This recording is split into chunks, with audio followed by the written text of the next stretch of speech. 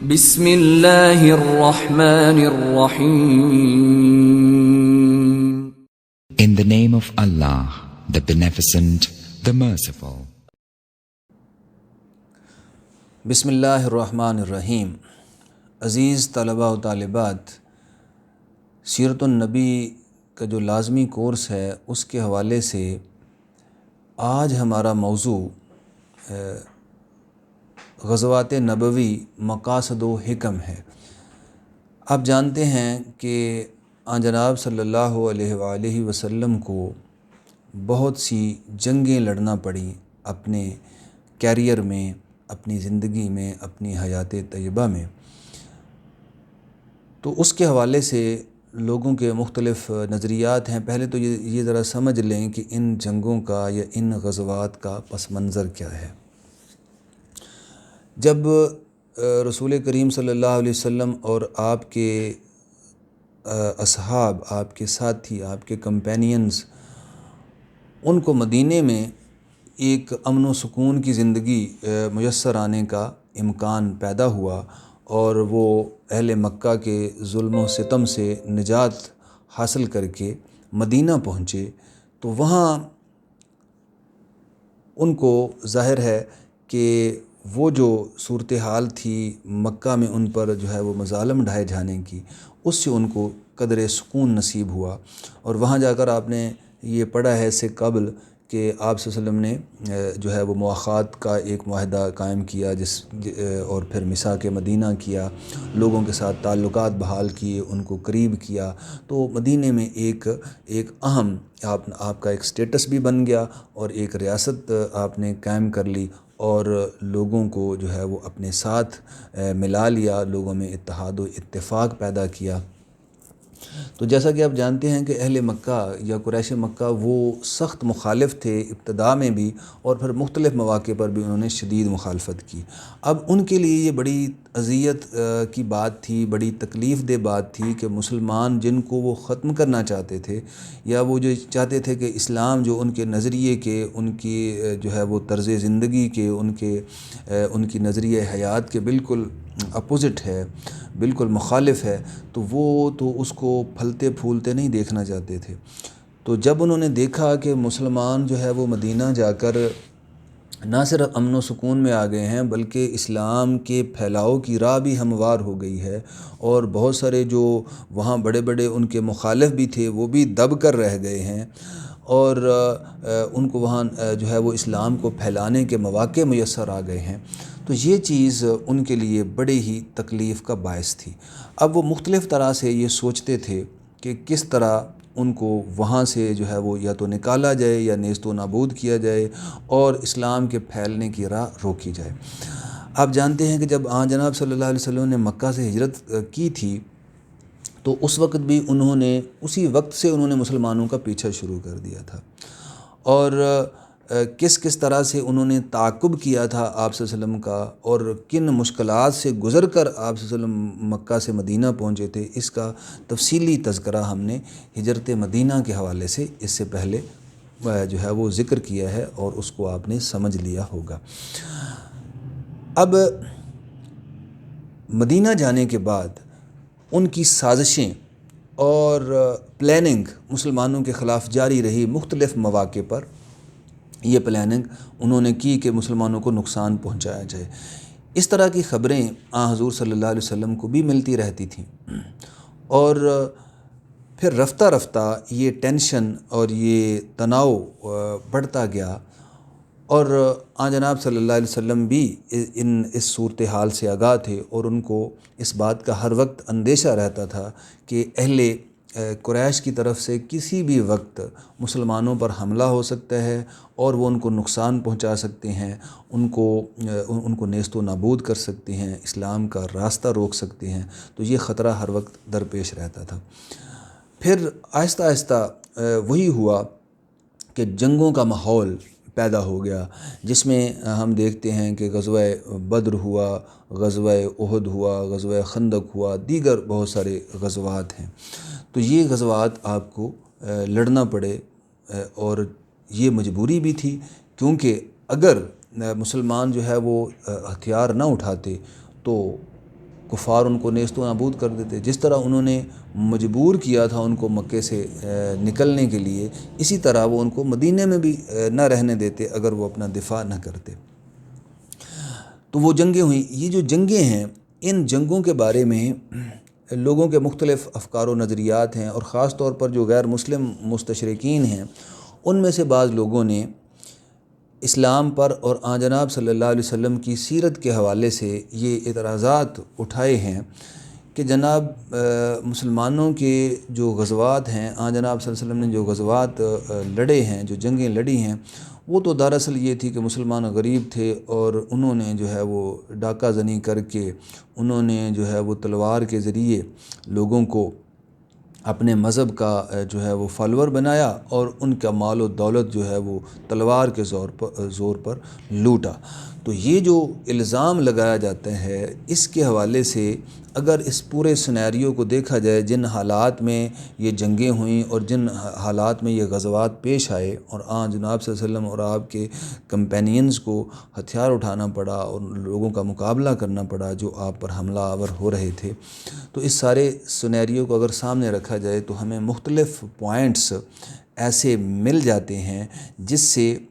ہم اس نتیجے پر پہنچ سکتے ہیں کہ یہ جنگیں عام جنگوں کی طرح نہیں تھیں اور یہ ان پر وہ اعتراضات وارد نہیں ہوتے جو لوگ وارد کرنا چاہتے ہیں. تو گویا یہ جنگیں اعلیٰ مقاصد کے تحت تھیں، یعنی بہت سارے نکات ایسے مرتب کیے جا سکتے ہیں جس سے یہ نتیجہ نکلتا ہے کہ یہ جو جنگیں آن جناب صلی اللہ علیہ وسلم کی تھیں یہ خاص اعلیٰ مقاصد کے تحت اور اعلیٰ حکمتوں کے تحت تھیں. یہ جنگیں ایسے ہی فضول لڑائیاں نہیں تھیں جس طرح کے ہم دیکھتے ہیں کہ عربوں کے ہاں چھوٹے چھوٹی معاملات میں جو ہے وہ کبھی گھوڑا آگے دوڑانے پہ جھگڑا، کبھی پانی پینے پلانے پہ جھگڑا، جیسا کہ آپ نے سنا ہوا ہے کہ وہ چھوٹی چھوٹی باتوں پر جنگ چھیڑ دیتے اور ایک عرصے تک جنگ جاری رہتی. یہ کوئی اس طرح کے جو ہے وہ قبائلی قسم کا جھگڑا نہیں تھا بلکہ اعلیٰ مقاصد کے لیے تھا. تو اس پر بہت کچھ کہا جا سکتا ہے. میں نے یہاں آپ سے چند نکات آپ کے گوش گزار کرنے ہیں جس سے آپ کو یہ سمجھ آ جائے گی کہ اسلام کے نقطہ نظر سے اور سیرت کو اگر ہم سٹڈی کریں تو اس سے کس طرح ہم اس کا دفاع کر سکتے ہیں اور کس طرح جو ہے وہ مسلمانوں کا نقطہ نظر نمایاں ہو سکتا ہے کہ بھئی یہ غزوات ان کے نقطہ نظر سے کوئی جو ہے وہ ایک غلط کام یا تلوار کے زور سے مسلمانوں کو، غیر مسلموں کو مسلمان بنانے کی کوشش نہیں تھے، یا جو ہے وہ ان سے پیسہ یا مال جو ہے وہ لوٹنے کی غرض سے نہیں تھے. یہ ان کو واضح کرنے کے لیے چند اہم نکات میں نے مرتب کیے ہیں جو آپ کی خدمت میں پیش کروں گا. پہلی بات یہ ہے کہ جو آن جناب صلی اللہ علیہ وسلم کے غزوات تھے یا جو جنگیں تھیں یا اسلام جنگ کا جو تصور پیش کرتا ہے، اس کا بنیادی محرک یہ ہے کہ مذہبی آزادی کو یقینی بنانا. یعنی اسلام کے نقطہ نظر سے جنگ اس لیے لڑی جاتی ہے اور آن جناب صلی اللہ علیہ وسلم کی جنگیں بھی اس لیے لڑی گئیں کہ آپ مذہبی آزادی کو یقینی بنانا چاہتے تھے. یہ بات بڑی غور طلب ہے کہ الزام یہ لگایا جا رہا ہے اسلام پر، آن جناب صلی اللہ علیہ وسلم کی سیرت پر، کہ انہوں نے زبردستی لوگوں کو دائرہ اسلام میں داخل کرنے کے لیے یہ کام کیا. لیکن اسلام اور سیرت نبوی کی روشنی میں جو موقف ہمارے سامنے آتا ہے اس میں یہ نقطہ اہم ہے کہ اسلام تو مذہبی آزادی کو یقینی بناتا ہے، یعنی وہ کسی کو اپنے مذہب میں زبردستی داخل کرنا نہیں چاہتا اور نہ وہ اس بات کا حکم دیتا ہے. اس کے لیے آپ اگر قرآن کو دیکھیں تو ہمیں بہت سی آیات ملتی ہیں. چند ایک کا میں حوالہ یہاں دیتا ہوں. مثلاً ایک آیت جو سورہ البقرہ کی آیت نمبر 256 ہے، اس میں فرمایا گیا ہے کہ لا اکراہ فی الدین، دین میں کوئی جبر اور زور زبردستی نہیں ہے. مطلب یہ ہے کہ اگر کوئی بندہ وہ دین اختیار نہیں کرنا چاہتا جو آپ اس کے سامنے پیش کر رہے ہیں تو آپ اس کو زبردستی اپنے دین میں داخل نہیں کر سکتے۔ اگر آپ داخل کریں گے تو یہ دین اسلام کے نقطہ نظر سے غلط بات ہوگی۔ ایک اور آیت میں سورہ الکہف کی آیت ہے، اس میں فرمایا گیا ہے کہ فمن شاء فلیؤمن ومن شاء فلیکفر، یعنی اللہ تعالیٰ یہ کہتا ہے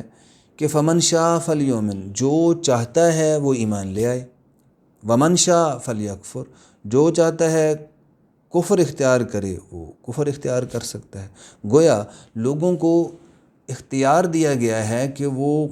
اسلام لا سکتے ہیں اور وہ اسلام کا انکار بھی کر سکتے ہیں۔ گویا یہ انسان کو ارادہ اور اختیار کی اللہ تعالیٰ نے جو آزادی دی ہے، وہی آزادی دین اسلام بھی انشور کرتا ہے کہ آدمی اگر کوئی بھی دین رکھنا چاہتا ہے، یہ دنیا آزمائش کی جگہ ہے نا، تو اگر کوئی آدمی ایک مذہب کو اختیار کرنا چاہتا ہے تو اسلام یہ بالکل اس چیز کا مخالف ہے کہ کوئی آدمی اس کو زور زبردستی سے کہے کہ بھئی نہیں یہ دین اختیار نہیں کرنا، یہ والا دین اختیار کرو۔ تو اگر کوئی کسی غیر مسلم کو زبردستی اسلام کی طرف لانا چاہتا ہے تو اسلام اس سے منع کرتا ہے۔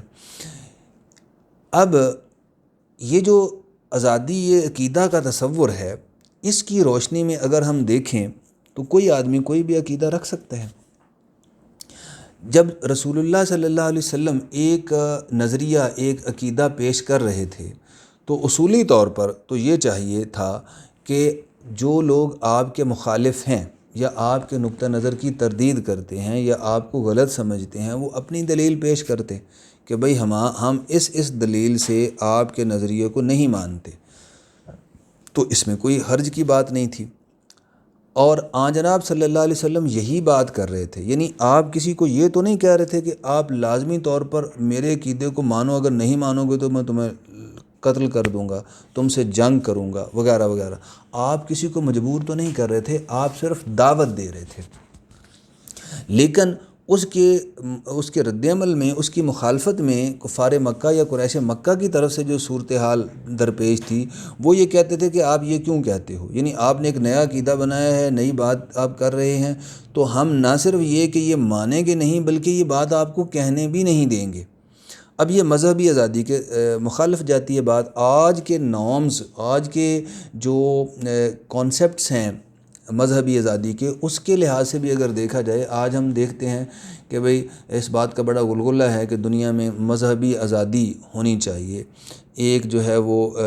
پلورلسٹک سوسائٹی ہونی چاہیے، مختلف لوگ مختلف مذاہب رکھ سکتے ہیں۔ تو اس میں جو ہے وہ کوئی شک نہیں ہے کہ ہر شخص کو مذہبی لحاظ سے آزادی حاصل ہے۔ یہی بات تو وہاں جو ہے وہ اہل قریش کے ہاں بھی یہی بات ہونی چاہیے تھی، یعنی جب آپ نے اگر ایک نئی بات کر دی ہے جو وہ سمجھ رہے تھے کہ یہ نئی بات ہے، حالانکہ یہ بات تو پچھلے انبیاء سے بھی چلی آتی تھی، لیکن اگرچہ ان کو اپنے عقیدے نظریے کے خلاف بات لگتی تھی، تو اصولی طور پر جب آپ کوئی جنگ نہیں کر رہے تھے تو ان کو بھی چاہیے تھا کہ دلیل سے کہتے بھئی آپ کی یہ بات اس وجہ سے غلط ہے، تو دلیل دے کر آپ کو غلط ثابت کرتے، کوئی مسئلہ نہ ہوتا۔ اسی طرح دلیل دے کر آپ ان کو غلط ثابت کر رہے تھے، تو گویا مکہ میں کسی قسم کی جنگ و جدل یا لڑائی آپ نے کی نہیں، اور نہ ہی اس طرح کی کوئی بات کی۔ اس کے برعکس کفار مکہ کی طرف سے لڑائی جھگڑا جنگ و جدل شروع ہو گیا، اور وہ آپ کو تنگ کرنے لگے۔ آپ کے فالوور جن لوگوں نے آپ کے نظریے، آپ کے عقیدے کو، آپ کے دین کو مان لیا، ان پر جو ہے ظلم و ستم ڈھانے لگے۔ جس طرح اس سے پہلے ایک لیکچر میں ہم نے پڑھا کہ کس طرح وہ ظلم و ستم جو ہے وہ جناب صلی اللہ علیہ وسلم کے اصحاب پر کیا کرتے تھے۔ اسی طرح آپ کو تشدد کا نشانہ بنایا جاتا، آپ کو پتھر جو ہے وہ مارے جاتے، آپ کو مختلف طرح سے تنگ کیا جاتا، برا بھلا کہا جاتا، مجنون کہا جاتا، گالیاں دی جاتی، پاگل کہا جاتا وغیرہ وغیرہ۔ تو گویا ہر طرح سے آپ کو تنگ کیا گیا۔ تو یہ گویا مذہبی آزادی کے خلاف ایک بات تھی کہ آپ ایک نظریہ پیش کر رہے ہیں، آپ دلیل پیش کرنے کی بجائے آپ کو مار رہے ہیں، آپ کو تنگ کر رہے ہیں۔ تو اب جنگ کیسے، یہ جنگیں جو ہیں وہ کیسے تھیں، ان کے مقصد اور حکمت کیا ہے کہ اب جب انہوں نے مکے سے آپ کو نکال ہی دیا اور مسلمانوں کو نکلنے پر مجبور کر دیا، مدینے میں چلے گئے، تو مدینے میں جا کر ان کو سکون کا سانس نہیں لینے دے رہے۔ اب یہ سازشیں کر رہے ہیں کہ کس طرح ان کو ختم کر دیا جائے۔ اگر آپ نے اپنے شہر میں نہیں رہنے دیا تو کم سے کم دوسری جگہ پر جا کر ان کے عقیدے کو برداشت کر لو۔ وہ یہ تو نہیں کہہ رہے کہ زبردستی آپ ہمیں مانو ہی، لیکن اس کو برداشت کرو۔ انہوں نے برداشت نہیں کیا۔ اب دنیا کے کسی بھی دستور اور کسی بھی اصول میں یہ نہیں ہے کہ کوئی آدمی اپنے دفاع کے لیے ہتھیار نہ اٹھائے،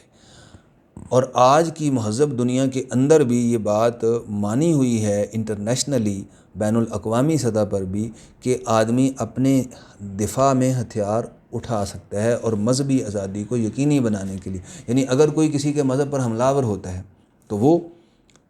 اپنے دفاع میں ہتھیار اٹھائے گا، کیونکہ اس کو مذہب جو ہے اس کو یقینی بنانا ہے۔ تو اب رسول اللہ صلی اللہ علیہ وسلم اور مسلمانوں کو یہ حکم دیا گیا کہ اگر یہ زبردستی آپ کو اپنے مذہب میں داخل کرنا چاہتے ہیں تو آپ ان کے سامنے کھڑے ہو کر اپنا دفاع کر سکتے ہیں، جنگ لڑ سکتے ہیں۔ تو گویا بنیادی ترین مقصد یہ تھا کہ بھئی جو جس طرح کا عقیدہ رکھنا چاہتا ہے اس کو آزادی دی جانی چاہیے۔ قرآن نے تو حتیٰ کہ یہ بھی کہا کہ وَلَا تَسُبُّوا الَّذِينَ يَدْعُونَ مِن دُونِ اللَّهِ فَيَسُبُّوا اللَّهَ عَدْوًا بِغَيْرِ عِلْمٍ، کہ تم ان لوگوں کو جن کو یہ اللہ کے سوا پکارتے ہیں مشرک، ان کو بھی برا نہ کہو، یعنی ان بتوں کو بھی، ان جو ہے وہ معبودوں کو بھی جن کو یہ مانتے ہیں ان کو بھی برا بلا نہ کہو کہ یہ نادانی میں تمہارے خدا کو برا بلا کہیں گے۔ گویا یہ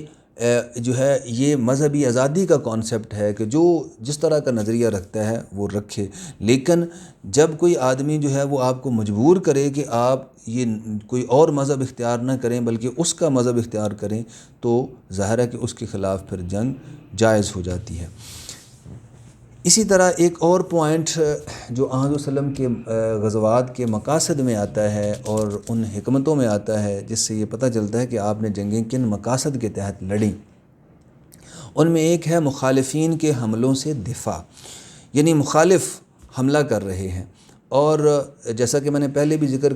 کیا کہ آج کی مہذب دنیا میں بھی دفاع کے لیے ہتھیار اٹھانے کی اجازت ہے، کہ اگر کوئی ملک، اگر کوئی قوم، اگر کوئی گروہ آپ پر آ کر حملہ کر دیتا ہے تو یہ نہیں ہے کہ آپ یہ نہیں کہیں گے کہ بھائی مجھے تو جنگ لڑنی نہیں چاہیے کیونکہ جنگ تو بری بات ہوتی ہے، لہٰذا میں تو اس کا دفاع ہی نہیں کروں گا۔ تو یہ کہیں بھی آج کی دنیا میں کسی قانون میں یہ نہیں ہے کہ کوئی آپ پر حملہ آور ہو تو آپ اس پر اپنا دفاع نہ کریں۔ اگر کوئی ملک کسی ملک پر حملہ آور ہوتا ہے تو بین الاقوامی قوانین کے تحت بھی وہاں کے لوگوں کو اس کا دفاع کا حق حاصل ہے۔ اگر کوئی گروہ کسی پر حملہ کرتا ہے تو اس کو بھی دفاع کا حق حاصل ہے۔ تو گویا اپنے دفاع کے لیے جنگ لڑنا آج کے نارمز میں، آج کے تصورات میں، آج کی دنیا میں بھی ہر جگہ مسلمہ مانا جاتا ہے۔ تو جو جنگیں جناب صلی اللہ علیہ وسلم نے لڑیں ان کی نوعیت بھی یہی تھی کہ مخالفین حملہ آور ہو رہے تھے۔ مثال کے طور پر ہجرت کے بعد مدینہ کی جو ہے وہ چراگاہ پر حملہ کر دیا گیا۔ اسی طرح ہم دیکھتے ہیں کہ غزوہ بدر کے حوالے سے، غزوہ بدر سے پہلے بھی جو مشرکین مکہ ہیں وہ سازشیں کر رہے تھے مسلمانوں کے خلاف۔ اسی طرح ایک شخص جو ہے عمیر بن وہب، اس نے جو ہے وہ تلوار زہر میں بجھائی اور آن حضرت صلی اللہ علیہ وسلم کو قتل کرنے مدینہ پہنچ گیا۔ اسی طرح غزوہ احد میں جو ہے قریش جو ہے ان کا مسلمانوں سے بدلہ لینے کے لیے انہوں نے حملہ کر دیا۔ اسی طرح غزوہ احزاب میں قریش نے نہ صرف خود تیاری کر کے مسلمانوں پر حملہ کیا بلکہ سراؤنڈنگز کے جو قبائل تھے ان کو بھی آمادہ کیا کہ مسلمانوں کو مل کر جو ہے وہ ملیا میٹ کرنا ہے، ان کو ختم کرنا ہے مدینے سے۔ تو یہ وہ اسباب تھے۔ اب مختلف طریقوں سے ایک تو جناب صلی اللہ علیہ وسلم کے جو اصحاب ہیں ان پر ظلم و ستم جاری ہے، اور دوسری طرف آپ کو قتل کرنے کی سازشیں ہو رہی ہیں، تیسری طرف نہ صرف خود حملہ آور ہونے کے لیے تیار ہیں بلکہ جو گرد و نواح کے قبائل ہیں ان سب کا جتھا جمع کر کے اتنی بڑی تعداد میں لوگوں کو خندق میں لے آئے ہیں۔ غزوہ احزاب کے موقع پر، احزاب یہ نام ہی اس کو اس لیے دیا گیا ہے کہ حزب جو ہے وہ گروہ کو کہتے ہیں اور احزاب زیادہ گروہ، یعنی سارے گروہ ملا کر وہ قریش لے آئے غزوہ خندق، یا جس کو غزوہ خندق اس لیے کہا جاتا ہے کہ وہاں خندق کھودی گئی تھی مدینے کے ارد گرد، اور احزاب اس لیے کہا جاتا ہے کہ بہت سارے گروہوں کو ملا کر قریش لے آئے تھے ایک بہت بڑی تعداد میں۔ تو اتنی بڑی تعداد میں قریش کا جو ہے مدینے پر حملہ آور ہونا، گویا اللہ کی مدد اور نصرت ان کے ساتھ نہ ہوتی اور مسلمان ان کا مقابلہ نہ کر سکتے تو وہ ملیا میٹ ہو چکے ہوتے، وہ ختم ہو چکے ہوتے۔ اب اس صورتحال میں اپنا دفاع کرنا جو ہے وہ ضروری ہے، اور دنیا کا ہر اصول، ہر اخلاقی ضابطہ اس بات کی اجازت دیتا ہے۔ اور اسی ماحول میں جب مسلمان مجبور ہوئے اور ان پر اس طرح سے یلغار جو ہے وہ قریش کی شروع ہوئی، تو اللہ تعالیٰ نے ان کو اجازت دی کہ وہ اپنے دفاع میں جنگ لڑیں۔ سورہ البقرہ میں آتا ہے وَقَاتِلُوا فِي سَبِيلِ اللَّهِ الَّذِينَ يُقَاتِلُونَكُمْ وَلَا تَعْتَدُوا إِنَّ اللَّهَ لَا يُحِبُّ الْمُعْتَدِينَ۔ یہ وہ خوبصورت اصول ہے جو قرآن سے ہمیں ملتا ہے قتال کے حوالے سے، جنگ کے حوالے سے، کہ آپ جب کوئی آپ پر حملہ آور ہوتا ہے تو آپ نے اس کا دفاع کرنا ہے۔ وَقَاتِلُوا فِي سَبِيلِ اللَّهِ الَّذِينَ يُقَاتِلُونَكُمْ، لیکن کن لوگوں سے لڑنا ہے؟ ہر ایک سے نہیں لڑنا، اس سے لڑنا جو تم سے لڑتا ہے۔ وَقَاتِلُوا فِي سَبِيلِ اللَّهِ، اللہ کی راہ میں ان لوگوں سے جنگ کرو، ان سے قتال کرو، الَّذِينَ يُقَاتِلُونَكُمْ، جو تم سے لڑتے ہیں۔ اس کا مطلب یہ ہے کہ اسلام یہ اصول دیتا ہے کہ جو آپ پر جنگ مسلط کر رہا ہے، جو آپ پر حملہ آور ہو رہا ہے، جو آپ کی آزادی کو سلب کر رہا ہے، اس کے ساتھ دفاع کے لیے جنگ لڑو۔ تو گویا جنگ دفاع میں لڑی جا رہی ہے۔ پھر وَلَا تَعْتَدُوا، اس سے بھی بڑی خوبصورت بات آگے کہی گئی کہ تو زیادتی نہ کرو، یعنی ایک تو لڑو ہر ایک سے نہیں، بلکہ اس سے لڑو جو تم سے لڑ رہا ہے، اور دوسرا اس سے لڑتے ہوئے بھی زیادتی نہیں کرنی۔ دیکھیں یہ کتنا خوبصورت اصول قرآن دے رہا ہے کہ جنگ اب لڑتے ہوئے تو لوگ اس بات کا خیال ہی نہیں رکھتے کہ بھئی کسی سے زیادتی ہو رہی ہے یا نہیں ہو رہی۔ جب جنگ ہی کر رہے ہیں تو پھر زیادتی ہونے یا نہ ہونے کی کیا بات، لیکن قرآن یہ کہہ رہا ہے کہ جنگ کرو، اور لیکن اس میں اس بات کا خیال رکھو کہ جہاں کہیں کوئی لڑنا نہیں چاہتا تو اس کو چھوڑ دو، جتنا اس نے تم کو نقصان پہنچایا اتنا ہی تم اس کو نقصان پہنچاؤ، اس سے بڑھ کر نقصان نہ پہنچاؤ۔ تو گویا زیادتی نہ کرو، اور ساتھ فرمایا ان اللہ لا يحب المعتدین، اللہ زیادتی کرنے والوں کو پسند نہیں کرتا۔ یعنی تم دشمنی میں، تم مخالفت میں، تم جنگ میں بھی اس حد تک نہ جاؤ کہ جس کے وہ مستحق ہی نہیں ہے مخالف، اتنی ہی ان کو سزا دے دو۔ تو گویا یہ زیادتی ہوگی، اور اللہ تعالیٰ ایسی زیادتی کو پسند نہیں کرتا۔ اس کے بعد اگلا پوائنٹ ہے مظلوموں کو ظالم کے پنجے سے چھڑانا۔ آن جناب صلی اللہ علیہ وسلم کے غزوات کا ایک مقصد اور ایک ان کی حکمت، مقاصد و حکم ہم پڑھ رہے ہیں، یعنی مقاصد کیا تھے، کن مقصد کے تحت یہ جنگیں لڑی گئیں، غزوات لڑے گئے، اور حکم جو ہے وہ حکمت کی جمع ہے کہ اس کی حکمتیں کیا تھیں۔ ایک اور مقصد اور حکمت جو یہ تھی کہ مظلوموں کو ظالم کے پنجے سے چھڑانا مقصود تھا۔ ہم دیکھتے ہیں کہ فتح مکہ، اس میں اگر کوئی مثال ہم دینا چاہیں تو فتح مکہ کی مثال ہے کہ بنو خزاعہ جو ہے وہ ایک ذرا اس پس منظر کو میں واضح کر دوں کہ صلح حدیبیہ جب ہوئی تو صلح حدیبیہ کے اندر ایک جو ہے وہ معاہدہ کی ایک شکل یہ تھی کہ مختلف قبائل میں سے جو کوئی چاہے گا وہ مسلمانوں کا حلیف بن سکتا ہے، جو چاہے گا وہ قریش مکہ کا حلیف بن سکتا ہے۔ تو اس معاہدے کے نتیجے میں صلح حدیبیہ جو 6 ہجری میں معاہدہ ہوا تھا، اس کے اندر ایک قبیلہ بنو خزاعہ جو ہے وہ مسلمانوں کا حلیف بن گیا، یعنی مسلمانوں کا ساتھی بن گیا، اور بنو بکر کا قبیلہ جو ہے وہ قریش کا ساتھی بن گیا۔ اس میں یہ طے ہوا تھا کہ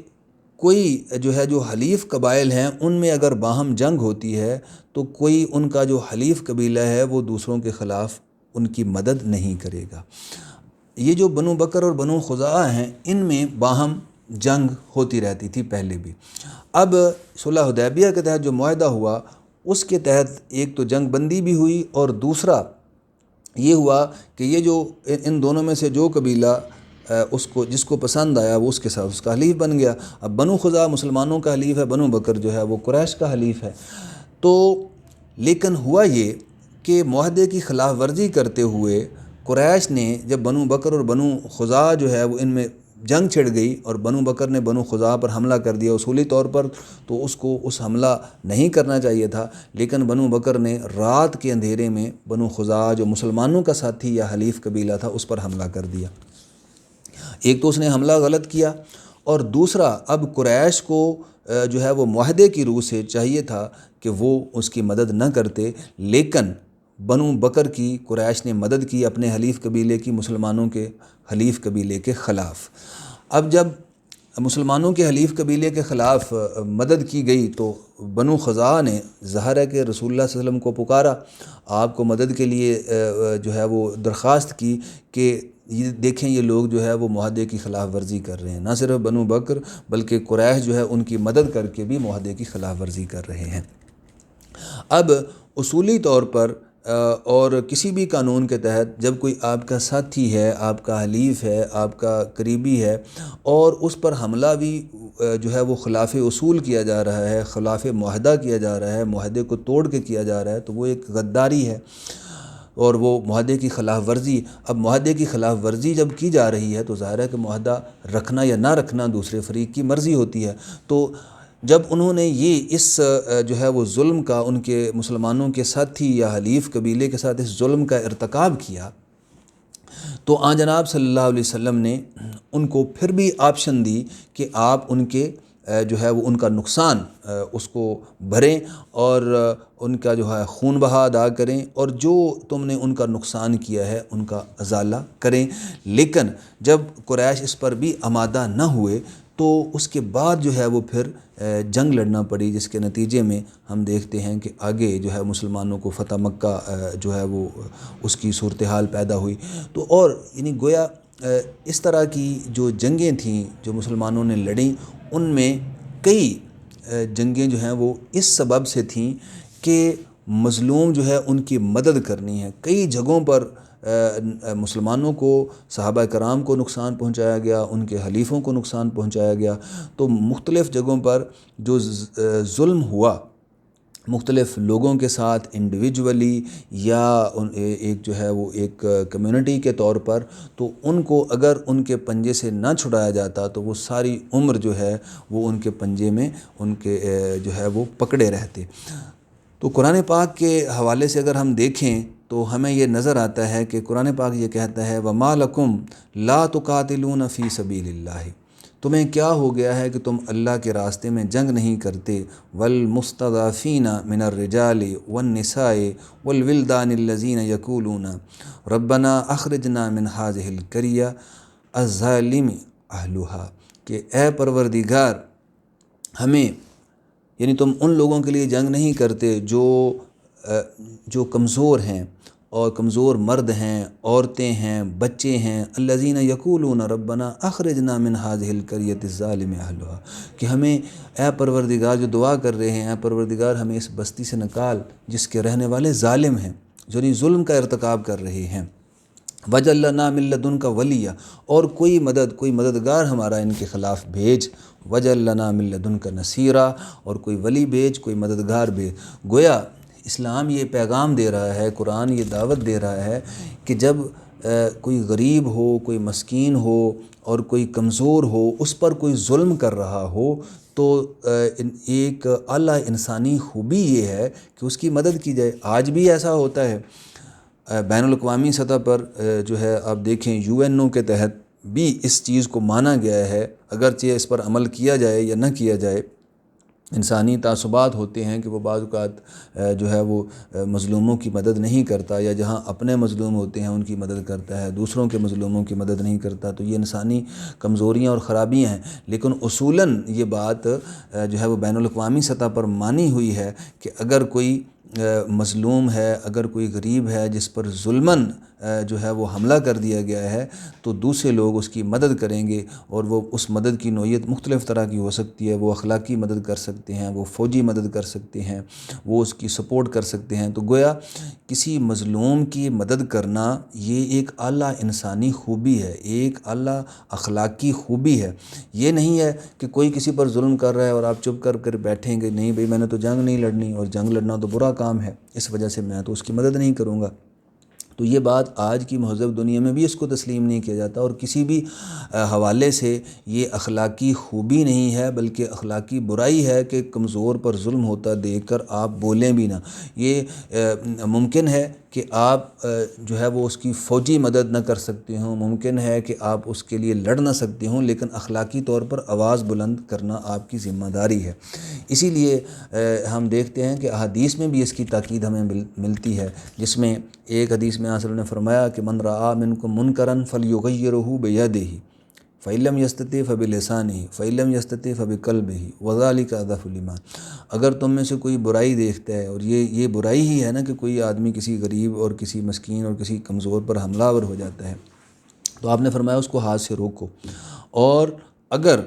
تم ہاتھ سے روکنے کی اہلیت نہیں رکھتے، یعنی اتنی طاقت نہیں ہے، تو پھر اس کو زبان سے برا کہو۔ اگر زبان سے برا کہنے کی طاقت بھی نہیں رکھتے تو اس کو دل سے برا کہو، اور یہ ایمان کا کمزور ترین درجہ ہے۔ گویا شریعت اسلامیہ کتاب و سنت سے ہمیں یہ درس ملتا ہے کہ مظلوم کی مدد کسی نہ کسی صورت کرنی ہے، جس طرح سے آپ کر سکتے ہیں۔ کبھی آپ ہاتھ سے اس کی مدد کریں گے، قوت سے اس کی مدد کریں گے، فوجی مدد کریں گے، اگر آپ اس کے اہل ہیں تو یہ کام کریں، اور اگر آپ یہ نہیں کر سکتے تو زبان سے اس کا دفاع کریں گے، لوگوں کو بتائیں گے کہ اس پر ظلم ہو رہا ہے اور یہ ظلم نہیں ہونا چاہیے۔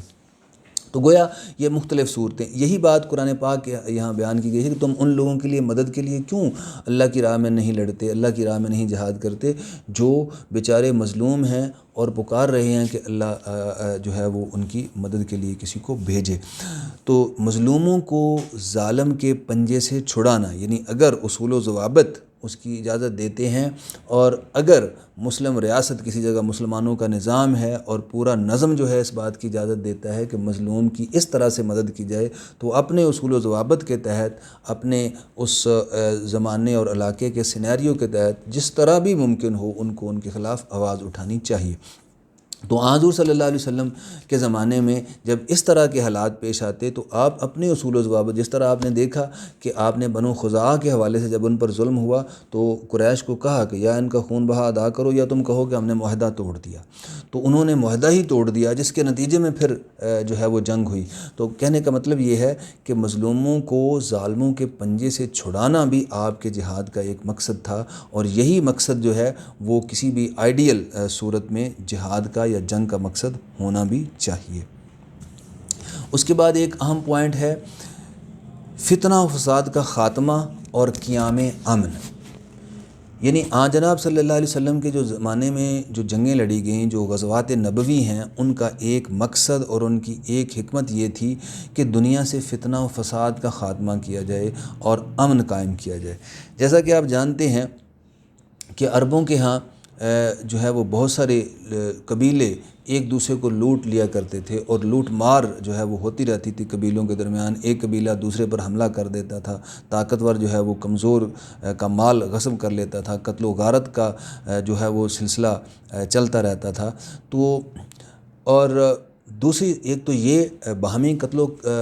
غارت ہوتی رہتی تھی، اور دوسرا یہ ہے کہ جب نبی کریم صلی اللہ علیہ وسلم نے دعوت اسلام دینا شروع کی تو بد امنی انہوں نے پیدا کر دی قریش مکہ نے، کہ نہ صرف یہ ہے کہ آپ کو تنگ کر رہے ہیں بلکہ جو بھی آپ پر ایمان لاتا ہے اس کو بھی تنگ کرتے ہیں۔ یہ بھی ایک بد امنی کی شکل جو ہے وہ پیدا ہو گئی، اور فتنہ و فساد جو ہے وہ شروع ہو گیا۔ تو اسلام اس بات کی خواہش رکھتا ہے اور تاکید کرتا ہے اور تعلیم بھی دیتا ہے کہ کسی بھی سوسائٹی کے اندر جو ہے وہ فتنہ فساد نہیں ہونا چاہیے، امن ہونا چاہیے۔ اب امن سکون کے ساتھ آپ اپنے نظریے کی، آپ اپنے عقیدے کی بات کر سکتے ہیں، دوسرے تک پھیلا سکتے ہیں، لیکن اس کے اندر ایسی بات نہیں ہونی چاہیے جس سے فتنہ و فساد پھیلنے کا اندیشہ ہو۔ اس حوالے سے اگر ہم قرآن کی طرف رجوع کریں تو ہمیں بہت ساری آیات میں اس کا سبق یا درس ملتا ہے۔ مثلاً ایک جگہ سورہ الانفال میں فرمایا وَقَاتِلُوهُمْ حَتَّى لَا تَكُونَ فِتْنَةٌ، حتیٰ کہ فتنہ باقی نہ رہے، تم ان سے جنگ کرو، وَقَاتِلُوهُمْ، ان سے جنگ کرو، حتیٰ یہاں تک کہ لَا تَكُونَ فِتْنَةٌ، فتنہ باقی نہ رہے، یعنی فساد کرنے والا باقی نہ رہے۔ وَالْفِتْنَةُ أَشَدُّ مِنَ الْقَتْلِ،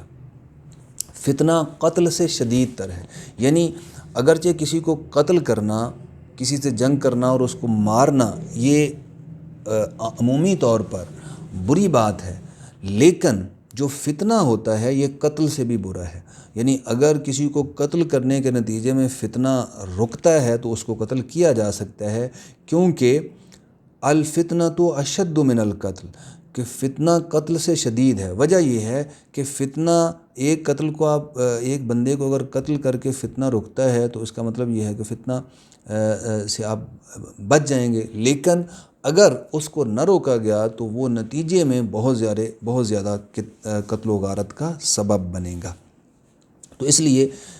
حضور وسلم کے غزوات میں اس چیز کو بھی پیش نظر رکھا گیا کہ یہ جو فتنہ فساد پھیلانے والے لوگ ہیں، جو قتل و غارت کرتے ہیں، ڈاکے ڈالتے ہیں اور سوسائٹی کا نظام جو ہے اس کو تباہ و برباد کرتے ہیں، ان کے خلاف جنگ کر کے اگر ان کی سرکوبی نہ کی گئی تو یہ معاشرے میں تباہی اور قتل و غارت کو بڑھائیں گے۔ اسی طرح قرآن پاک کی ایک آیت میں فرمایا گیا کہ اگر اللہ تعالیٰ ولولا دفع اللہ الناس بعضهم ببعض لہدمت الصوامع وبیع وصلوات ومساجد یذکر فیہا اسم اللہ کثیرا، اگر اللہ تعالیٰ بعض لوگوں کو بعض کے ذریعے دور نہ کرتا رہتا تو یہ جو مسجدیں ہیں، یہ جو خانقاہیں ہیں، یہ جو یہود و نصارہ کی جو ہے عبادت گاہیں ہیں اور جو مساجد ہیں جن میں اللہ کا ذکر کیا جاتا ہے، ان کو تباہ و برباد کر دیا جاتا۔ تو گویا مطلب یہ ہے کہ اللہ تعالیٰ یہ چاہتا ہے کہ لوگوں کی مذہبی آزادی رہے، یعنی یہ جو خانقاہیں بنی ہوئی ہیں یہود و نصارہ کے یا دیگر لوگوں کی جو عبادت گاہیں ہیں، مساجد ہیں، وہ سب اپنی اپنی جگہ ان میں عبادات کر سکتے ہیں، اور اگر فتنہ فساد کا خاتمہ نہ کیا جائے اور اللہ تعالیٰ ایک کے ذریعے دوسروں کو پیچھے نہ ہٹاتا رہے، فتنہ فساد کو ختم نہ کرتا رہے، تو دنیا میں یہ کوئی عبادت گاہ باقی نہ رہے، ایک دوسرے کو ختم کر دے، دوسرا تیسرے کو ختم کر دے۔ تو یہ اسی لیے اس کو انشور کرنے کے لیے کہ ہر بندہ اپنی مرضی سے، آزادی سے اپنے افکار و نظریات پر نہ صرف عمل کر سکتا ہے بلکہ اس کو پروپوگیٹ کر سکتا ہے، اس کی دعوت دے سکتا ہے، تو اس کے لیے ضروری ہے کہ فتنہ و فساد کا خاتمہ ہو اور امن قائم ہو۔ گویا حضور صلی اللہ علیہ وسلم نے اس لیے جنگیں لڑیں کہ اس سوسائٹی سے امن جو ہے وہ اس کا قیام ممکن ہو، امن کو یقینی بنایا جا سکے اور فتنہ فساد کا خاتمہ ہو۔ اس کے بعد ہے سازشیوں اور غداروں کی سرکوبی۔ آپ صلی اللہ علیہ وسلم کے غزوات کا ایک مقصد یہ تھا کہ بہت سے لوگ ایسے تھے عرب میں جو اسلام کے خلاف اور آن جناب صلی اللہ علیہ وسلم کے خلاف سازشیں کرتے رہتے تھے۔ مثلا مدینہ میں جب آپ تشریف فرما تھے تو آپ نے پڑھا کہ میثاق مدینہ میں آپ نے سارے لوگوں کو شامل کیا اور ایک امت اور ایک قوم بنایا کہ وہ سب مل کر مدینہ کا دفاع کریں گے اور مدینہ کی جو ہے وہ دفاع کا اور اس کو جو ہے وہ نقصان سے بچانے کا اہتمام کریں گے۔ مگر ہم دیکھتے ہیں کہ مختلف مواقع پر بعض لوگوں کی طرف سے جو ہے وہ سازشوں کا جال بنا گیا۔ مدینہ کے مضافات میں کچھ یہودی قبیلے آباد تھے، 3، بنو قینقاع، بنو نذیر اور بنو قریظہ۔ یہ ان قبیلوں نے مختلف مواقع پر سازشیں کی۔ جس طرح ہم نے پڑھا کہ جو مشرکین مکہ ہیں، اہل قریش ہیں، وہ بھی مسلمانوں کے خلاف سازشیں کرتے رہتے، اور بھی قبائل جو ہے وہ سازشوں میں جو ہے وہ مصروف رہتے۔ انفرادی سطح پر بھی سازشیں اور غداریاں ہوتی اور اجتماعی سطح پر بھی ہوتی، اور اس کے لیے نمایاں مثالیں جو ہیں وہ یہاں کے یہودی قبیلوں کی ہیں۔ تو ان کو مختلف ادوار میں مختلف مواقع پر جلا وطن کیا گیا۔ مثلا بنو قینقاع جو ہے ان کو بھی مدینے سے جلا وطن کیا گیا ان کی غداری اور سازش کی بنا پر۔ اسی طرح غزوہ احد کے بعد بنو نذیر جو ہے قبیلہ، اس کو جلا وطن کیا گیا۔ غزوہ احد کے بعد، غزوہ احزاب کے بعد، یعنی غزوہ خندق یا غزوہ احزاب کے بعد ایک تیسرا قبیلہ جو تھا یہودیوں کا، بنو قریظہ، ان کا محاصرہ کیا گیا اور ان کو کیفر کردار تک پہنچایا گیا۔ اسی طرح اور بہت سارے مواقع پر مختلف لوگ جو تھے ان کو کیفر کردار تک پہنچایا گیا ان کی سازشوں کی وجہ سے۔ اب آپ دیکھیں کہ مثال کے طور پر یہ جو یہودی قبیلہ تھا بنو قریظہ، جن کو آخر میں غزوہ احزاب کے موقع پر جو ہے وہ جن میں سے بہت سے لوگ قتل کیے گئے اور کچھ کو نکال دیا گیا، وہ اس نے عین جنگ کے موقع پر جو ہے وہ مخالفت کی اور غداری کی۔ اب اگر ان کی غداری کا پول نہ کھلتا، اگر مسلمان جو ہے وہ اس کو آئیڈینٹیفائی نہ کرتے، تو مسلمانوں کو شدید نقصان ہوتا اور عین ممکن تھا کہ ان کا وجود ہی ختم ہو جاتا۔ اب جو غدار ہوتا ہے، یعنی ایک طرف تو آپ سے وعدہ کرے کہ وہ مدینے کا دفاع آپ سے مل کر کرے گا، اور دوسرے جب کوئی حملہ آور ہو تو دشمنوں کے ساتھ مل جائے۔ آج کی دنیا میں بھی، آج کی مہذب دنیا میں بھی کہیں بھی ایسا نہیں ہوتا، اور کوئی بھی قوم جو جتنا بھی دعویٰ کرتی ہو وہ اپنے غدار اور سازشی کو کسی صورت برداشت نہیں کرتی، کیونکہ اس سے اس کا وجود ہی خطرے میں پڑ جاتا ہے۔ اب مثال کے طور پر کسی ملک میں کوئی غدار بیٹھا ہے، کوئی گروہ ہو، کوئی آدمی ہو، کوئی جو اس کے راز فاش کرتا ہو، جو ریاست اس اسٹیٹ کے نظریے کے مخالفت کرتا ہو، جو اس کی بنیادوں کو ڈھانے والا ہو، جو مخالفین کے ساتھ ملا ہوا ہو اور ان کے مقاصد کو پورا کر رہا ہو، تو اس کو کوئی بھی ریاست برداشت نہیں کرتی۔ صرف یہ کہہ کر چپ نہیں رہا جا سکتا کہ بھائی جنگ نہیں لڑنی، سے تو نقصان ہوگا۔ اب ایسے شخص کے خلاف تو لڑنا ضروری ہوگا، ورنہ تو پھر ریاست کا نہ صرف نظام تباہ ہوگا بلکہ پوری دنیا کا نظام تباہ ہو جائے گا۔ تو گویا حضور صلی اللہ علیہ وسلم نے سازشوں کی سرکوبی کے لیے بھی بعض جنگیں لڑی، اور آپ کی جنگوں کا ایک مقصد یہ بھی تھا کہ اس طرح کی سازشوں کو، غداروں کو، سازشیوں کو ختم کیا جائے تاکہ امن و سکون کو بحال کیا جا سکے۔ اسی طرح ایک پوائنٹ ہے اللہ کا کلمہ بلند کرنا، یعنی اعلاء کلمۃ اللہ، اللہ کا کلمہ بلند کرنا۔ حضور صلی اللہ علیہ وسلم جس مقصد کے لیے اس دنیا میں مبعوث کیے گئے تھے، اس کا سب سے بڑا اہم پہلو وہ ہے اللہ تعالیٰ کے کلمے کو غالب کرنا اس دنیا میں، دعوت دینا اور اللہ کے پیغام کو پہنچانا اور اللہ کے پیغام کو غالب کرنا۔ اب اس کے لیے ظاہر ہے کہ آپ نے جب دعوت دینی ہے تو اس میں مشکلات پیش آئیں گی، جیسا کہ ہم نے پہلے پڑھا کہ اس میں رکاوٹیں ہوں گی، لوگ روکیں گے، لوگ دشمنی کریں گے، لوگ مخالفت کریں گے، لوگ آپ پر حملہ آور ہوں گے، لوگ آپ کو قتل کی دھمکیاں دیں گے، قتل کرنے کی کوشش کریں گے، وغیرہ وغیرہ۔ تو اس طرح وہ مشکلات تو راستے میں پیش آئیں گی، لیکن اگر آپ کمیٹڈ ہیں اللہ تعالیٰ کا کلمہ بلند کرنے کے لیے، تو آپ کی یہ ذمہ داری ہے کہ آپ آگے بڑھیں۔ اور حضور صلی اللہ علیہ وسلم نے اللہ تعالیٰ کا کلمہ بلند کرنے کے لیے جو رکاوٹیں آئیں ان کو ختم کیا۔ اس کے حوالے سے اگر ہم قرآن پاک کی طرف رجوع کریں تو ہمیں بہت سی آیات ملتی ہیں۔ مثلا ایک آیت میں فرمایا گیا وَقَاتِلُوهُمْ حَتَّى لَا تَكُونَ فِتْنَةٌ وَيَكُونَ الدِّينُ لِلَّهِ، کہ تم ان سے جنگ کرو یہاں تک کہ فتنہ باقی نہ رہے اور دین اللہ کا ہو جائے، یعنی دین اللہ ہی کا غالب ہو۔ تو اللہ تعالیٰ نے جو نظام، یعنی جو میرٹ پر مبنی ہے، جو انصاف پر مبنی نظام ہے، جو دنیا کی بھلائی کے لیے آیا ہے، اس کو دنیا میں غالب کرنا ہے۔ تو اس کو غالب کرنے کے لیے آپ کو جد و جہد کرنی ہے۔ تو حضور صلی اللہ علیہ وسلم کی غزوات کا، آپ کی جنگوں کا ایک مقصد اللہ تعالیٰ کے کلمے کو غالب کرنا تھا، اللہ کے دین کو۔ اسی طرح سورہ توبہ کی ایک آیت میں اللہ تعالیٰ فرماتا ہے هُوَ الَّذِي أَرْسَلَ رَسُولَهُ بِالْهُدَى وَدِينِ الْحَقِّ، وہ ذات اللہ تعالیٰ ہے جس نے اپنے رسول کو بھیجا بالہدا، ہدایت کے ساتھ، ودین الحق کی، اور دین حق کے ساتھ، لیظہرہ علی الدین کلہ، تاکہ وہ ان کو تمام کے تمام ادیان پر غالب کر دے۔ ولو کرہ المشرکون، چاہے یہ بات مشرکوں کو بری لگے۔ اب ظاہر ہے کہ جو مشرک تو یہ نہیں چاہیں گے کہ یہ اللہ کے کلمے کو، توحید کو ساری دنیا میں اور ساری سوسائٹی میں نافذ کر دیں، تو ان کو یہ بات بری لگے گی۔ لیکن آپ کو اللہ نے بھیجا ہی اس لیے ہے کہ اس کلمے کو جو ہے وہ ساری دنیا میں لاگو کرنا ہے۔ تو گویا چونکہ آپ صلی اللہ علیہ وسلم کی یہ ذمہ داری تھی کہ دین اسلام کو، دین حق کو، جو نہ صرف یہ ہے کہ آپ کا دین ہے بلکہ سارے کے سارے انبیاء کا دین ہے، اور سلیم الفطرت انسانوں کا دین بھی یہی ہو سکتا ہے، اس لیے کہ اللہ تعالیٰ نے انسان کی سرشت میں جو سچائی رکھی ہے، انہی بنیادی سچائیوں کی اسلام جو ہے وہ دعوت دیتا ہے اور انہی کو پیش کرتا ہے۔ یہ کوئی ایسی چیز پیش نہیں کرتا جو انسانی اخلاقیات، انسانی فطرت کے خلاف ہے، جو انسانی اعلیٰ اخلاقیات اور انسانی سچائیوں کے خلاف ہے۔ تو وہ یہ دین چونکہ انہی چیزوں کو پیش کرتا ہے، اور جو چیز ایسی نہیں ہے سلیم جو ہے وہ عقل سلیم کے مطابق نہیں ہے، انسانی فطرت سلیمہ کے مطابق نہیں ہے،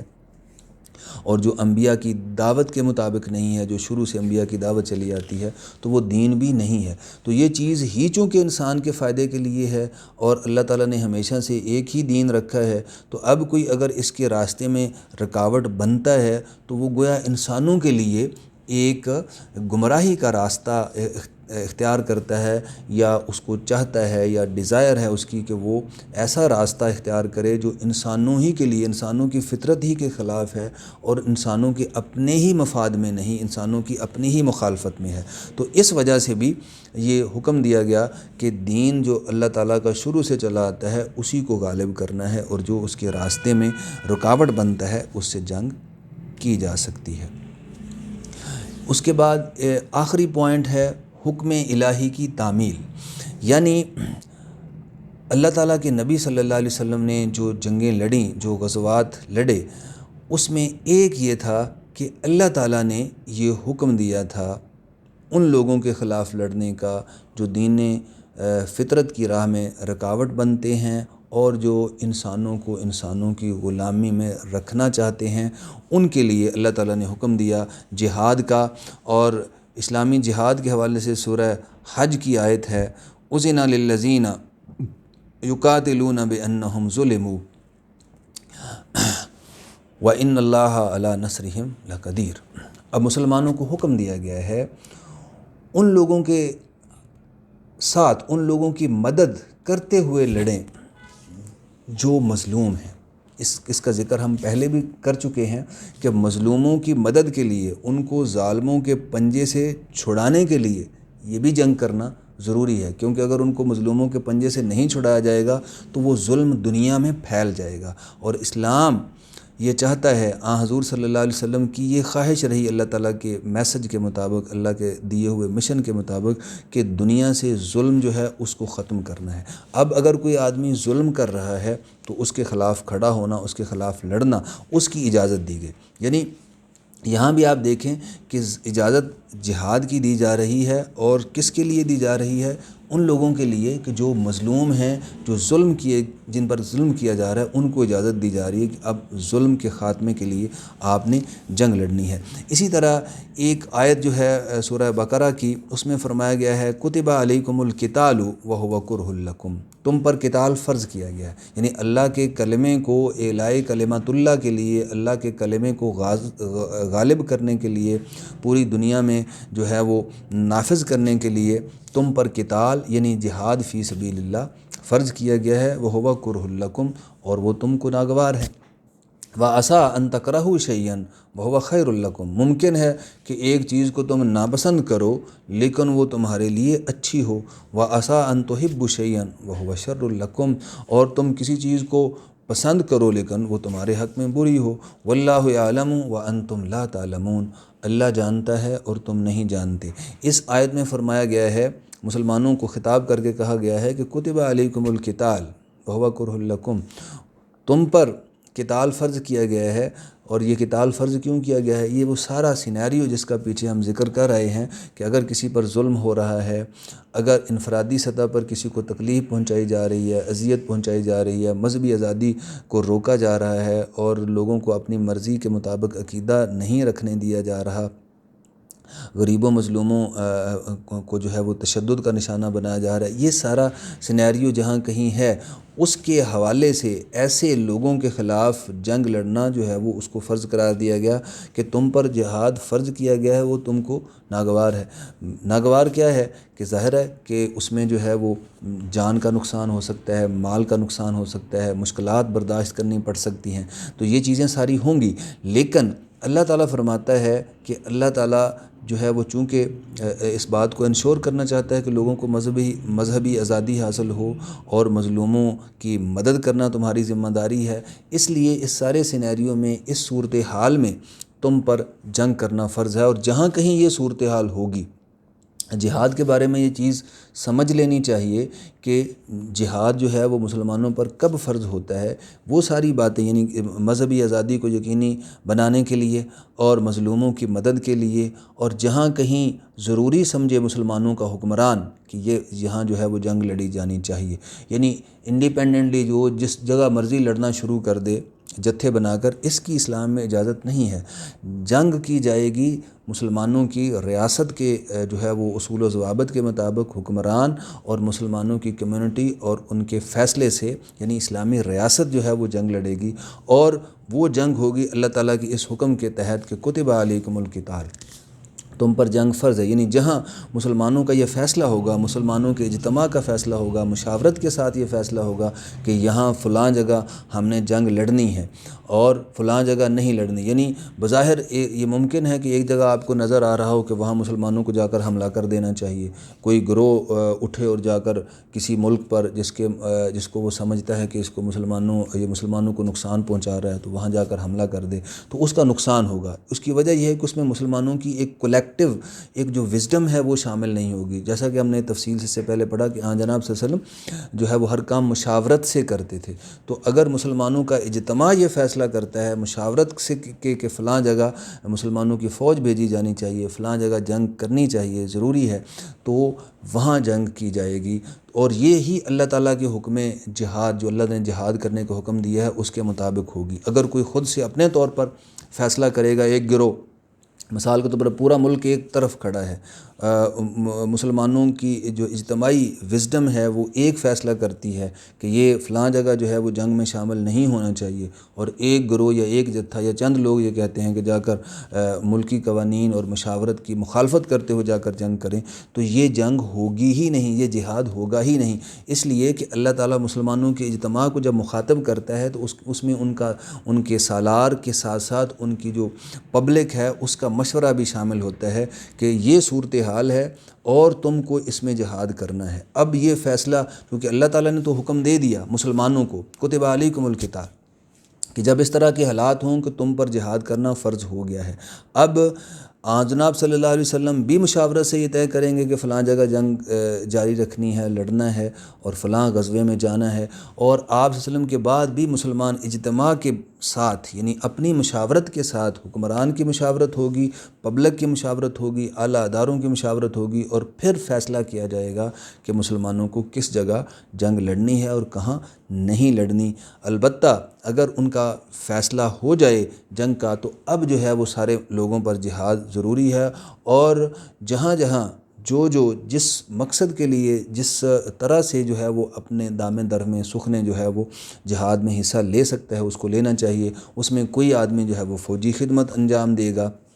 جس طرح ہم نے دیکھا وسلم کے فوجی نظام میں جو کس طرح جو ہے وہ والنٹیرلی بہت سارے لوگ جو ہے جہاد میں شریک ہوتے تھے، خواتین بھی جو ہے وہ جہاد میں شریک ہو سکتی ہیں۔ اگر کوئی آدمی فوجی خدمت نہیں دے سکتا، میدان جنگ میں جا کر نہیں لڑ سکتا، تو وہ کیا کر سکتا ہے کہ وہ جو ہے وہ اگر مالدار ہے تو مال سے مدد کر سکتا ہے۔ اگر وہ کوئی قلم کار ہے تو جس کو جہاد بالقلم کہا جاتا ہے، وہ قلم کے ذریعے جہاد کر سکتا ہے، یعنی وہ لکھ کر اور تحریر کے ذریعے لوگوں کو کنونس کر سکتا ہے کہ کس میں جو ہے فائدہ ہے اور کس میں نقصان ہے۔ تو اس طرح جو جس بھی شعبہ زندگی سے تعلق رکھتا ہے اس کو پھر اس جہاد میں شریک ہونا چاہیے جس کو مسلمانوں نے مجموعی طور پر اپنے اوپر فرض سمجھا ہے اللہ کے منشا کے مطابق۔ تو اس میں عین ممکن ہے کہ اس موقع پر کوئی چیز آدمی کو ناپسند ہو کہ یہ تو اس سے تو میرا نقصان ہوگا، تو پھر اب جو ہے وہ چونکہ اللہ کا حکم ہے اس لیے اس حکم کے مطابق عمل کرنا ہے۔ اور آخری آیت یہاں جو میں ذکر کر دوں، پہلے بھی یہ ذکر ہو چکی ہے، وَقَاتِلُوا فِي سَبِيلِ اللَّهِ الَّذِينَ يُقَاتِلُونَكُمْ، ان لوگوں سے لڑو جو تم سے لڑتے ہیں۔ یہ بھی اسلام کے تصور جہاد کے بارے میں ایک بڑی اہم بات ہے، بڑی اہم آیت ہے کہ تم ان لوگوں سے جو لڑو جو تم سے لڑتے ہیں، یعنی جب کوئی تم پر جنگ مسلط کر دیتا ہے اور تمہیں مجبور کرتا ہے کہ تم اس کے نظریے کے مطابق ہی ڈھلو، تو اب تم جو ہے وہ دفاع کے لیے جنگ لڑ سکتے ہو۔ تو یہ وہ بنیادی باتیں ہیں جن سے ہمیں یہ چیز سمجھ آتی ہے کہ جناب صلی اللہ علیہ وسلم کے غزوات کے حوالے سے یہ جو اعتراض کیا جاتا ہے کہ انہوں نے تلوار کے زور پر جو ہے وہ لوگوں پر اپنا مذہب، اپنا نظریہ مسلط کیا، یا مسلمانوں نے تلوار کے زور پر جو ہے وہ لوگوں کا مال لوٹ کر جو ہے وہ امیر بن گئے، تو اس طرح کے تصورات کے کی مخالفت میں، اس کے دفاع میں نہ صرف کتاب میں، اللہ تعالیٰ کی کتاب میں، قرآن پاک میں، احادیث نبوی میں اور حضور صلی اللہ علیہ وسلم کی سیرت میں ہمیں بے شمار مواد جو ہے وہ ملتا ہے، بلکہ اگر ہم اس کو پوائنٹس میں مرتب کرنا چاہیں تو ایک نہایت ہی تحقیقی ایک خوبصورت چیز سامنے آ سکتی ہے، جیسا کہ میں نے آپ کے سامنے پوائنٹس کی شکل میں یہ بات پیش کی کہ آپ اس طرح سے، اگر کوئی اس طرح کا دعویٰ کرتا ہے، اگر کوئی اس طرح کی بات کرتا ہے تو کس طرح اسلامی نقطہ نظر کا دفاع کر سکتے ہیں۔ جزاکم اللہ خیر۔